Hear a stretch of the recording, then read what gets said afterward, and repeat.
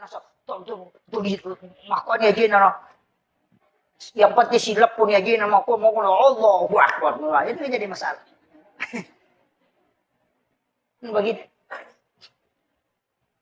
Kemudian itu kita mak bicara nih. Makanya semua kan ibadah dan sholat itu kan kunci segalanya, Pak.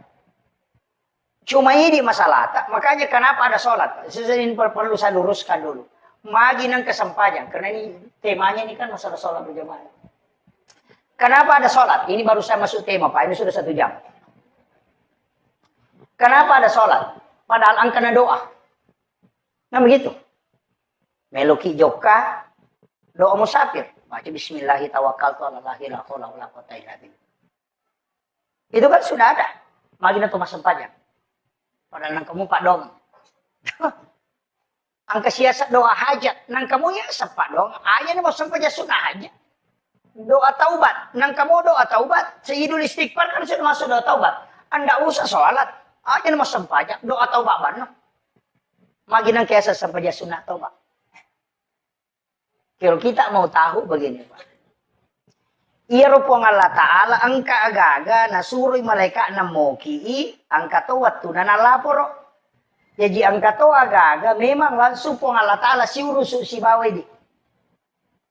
Iya rupa dongangi malaikat catai napai laporo. Iya sampajangi pong Allah Ta'ala si urusu si batana. Malaikat nama cici sabi. Nama kiro. Iya dia tuh ampai kumilau dongi. Nah kami si pilih laporo. Kan begitu.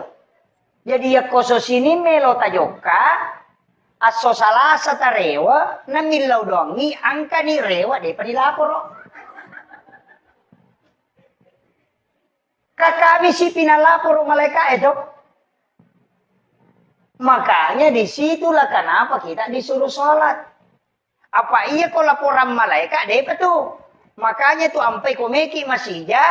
Pada kong ke proposal tak, iya kota lengi Pak Desa, lopi kantor bupati. Pertama iya ko sisa siulan na lo kantor bupati, maka namanya panasun na day panalatu. Tapi iya kota talipongi Pak Bupati, namude na latu proposal tadi seto nih. Tabahan nih, maku itu sampajangnya. Iya Pak dongangi isaliwas sampajang na catak malaikat kami si pinalaporoi.